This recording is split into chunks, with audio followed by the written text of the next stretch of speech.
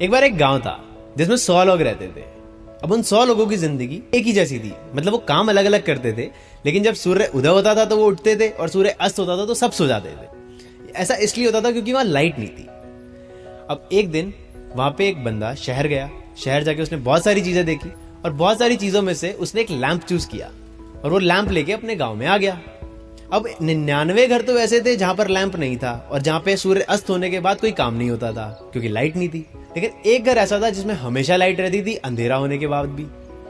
अब अनजाने में ही सही, लेकिन जिस जगह पे हमेशा प्यार, एक दूसरे के लिए सद्भावना और अच्छी चीजें रहती थी ना, वहां अचानक से थोड़ी सी ईर्ष्या, थोड़ा सा जेलसी फैक्टर, थोड़ी सी ईगो आनी शुरू हो गई कि एक्चुअली उसके घर में होता क्या है। ये बेचैनी रहने लग गई कि यार कहीं वो हमसे आगे ना निकल जाए, क्या वो करता है, क्यों करता है, ये सब चीजें। अब उन 99 लोगों को इसका इलाज पता क्या मिला? या तो वो सारे 99 लोग शहर जाएं और अपने लिए एक एक लैंप खरीद के ले आए, जो पॉसिबल नहीं था क्योंकि वो करेंगे नहीं ना, इतनी मेहनत कौन करता है। और या फिर दूसरा तरीका क्या है?